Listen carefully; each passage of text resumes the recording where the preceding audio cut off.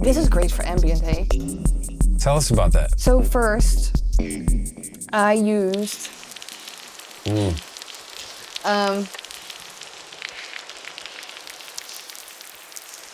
can tune that. So we can tune rain sounds in here, and I love this. It has this ASMR vibe to it, so you're immediately sort of locked in. So my way of making ambient is the recycling method. So I created a method, and that's about using elements, but then extracting the same timbres from that sound. Because if you're using, for example, one sound, you can extract that into a whole pad, you know, you can like warp this whole audio. And it's textured. So I love to combine texture like granular, grain delay or something with long pads. So you can hear with my layering, they all have the same harmony. They're very like harmonized. And that's because I'm using a lot of same elements and then pitching it down or up, or creating a rhythm out of it. Are these duplicates of the same sound? Exactly. That you're pitching in different ways? Exactly. And if you then, of course, put reverb on it or not, you can just decide. Imagine walking into a space and you just inside and you hear rain. It's kind of weird. I love it. Yeah, right? Then I'm trying always to now to go a little bit back and forth with the volume so you can hear what I'm saying, but I always like to lock people in with emotion. I love the Birth of Canada Apex Twin vibes. You can put still like effects on here if you want to. So I have to press shift and then the full reverb and delay is on. Basically, because if I stop this, going into the sample, it stops, but it still has a tail. So it's not this full ending. So the original sample doesn't have like a big reverb on it because I want to do the sound design still in here and create tails. So let's put the trigger back on so it starts the sample. Then let's go into loop this little part in the beginning, play through, so now the sample can be played fully. I can skip it a bit forward, just to show you.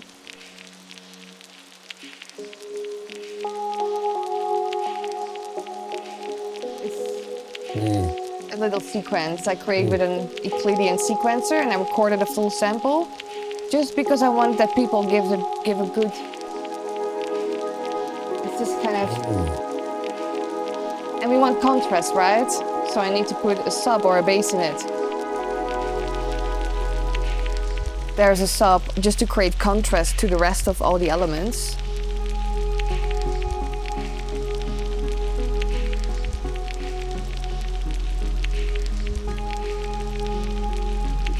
And I also have like some other pads that I can transition into it, like.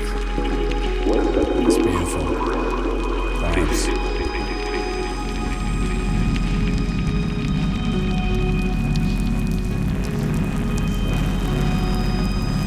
Of course, I can tune everything still. Wow.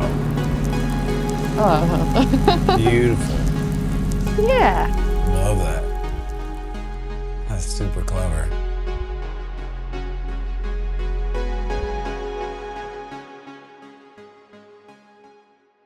Fire. Love it.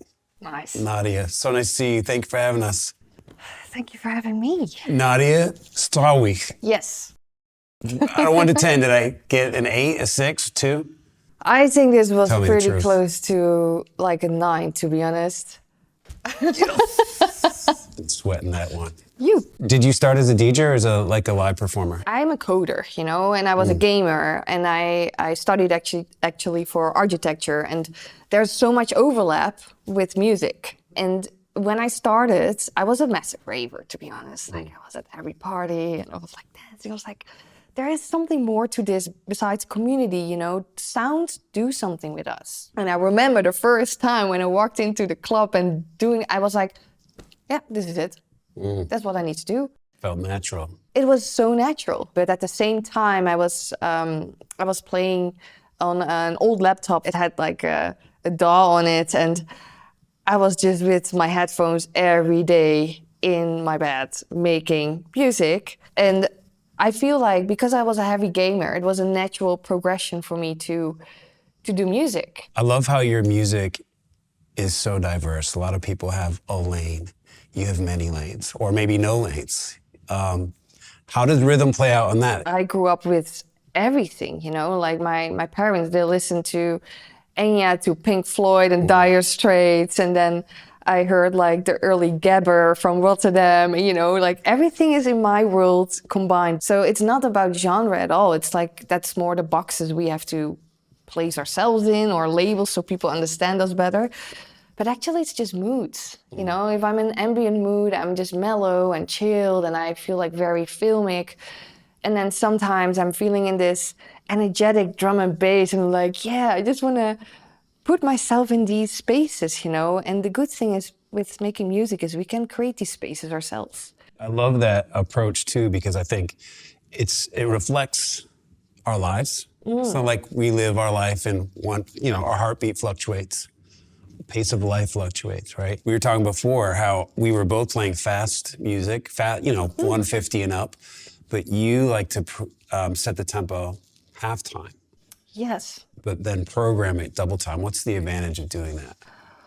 You know that was a very natural thing for me to do because I work also with other pieces of gear, and it slows things literally down. Just because I go from two different genres. So it gives me some time to transition. I know you improv a lot. How do you create freshness? So what we could do, like I can show a little bit from like an empty patch, like how I would work, and then how I listen to sounds. Because for me, it's about breathing elements, right? I just use, like, I do love already the sounds that are in here, to be honest. I also use my own samples. I want to go firstly into like a bass drum. Oh, okay, I'm just gonna put something in here.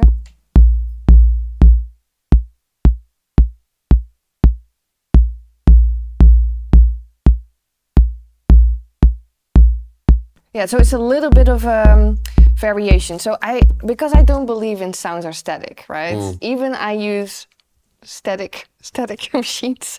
I don't believe in staticness. It's not natural. We don't perceive You're it. right, yeah.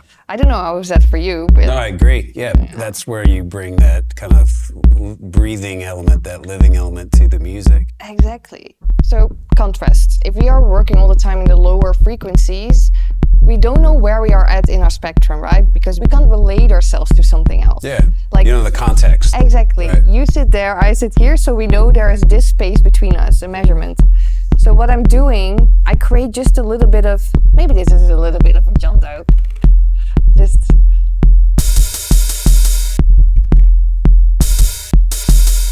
So now we have some more contrast.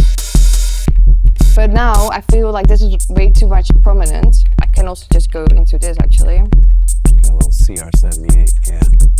I love this one. Yeah. Because it has this kind of like little crispiness. Yeah, sounds like a bug. But That's cool too, though. Nadia, you have tons of gear. How did you get into this crazy hobby? so it's a little bit of a sensitive story, but I carry him in my heart with everything I'm doing. And unfortunately, my dad passed away this year, and it brought a lot up. We grew up with all the gadgets, you know, like our whole house was full with gadgets because my dad, he loved it, but he also worked for a lot of companies that made the chips into like in screens and in like bikes, and like, so it always came home with like what is in machines, you know, like there's this whole planet, like it's all structures and rhythms and patterns, and I carry that with me. It's just it's not a weird thing that I'm sitting here today surrounded by a lot of gadgets.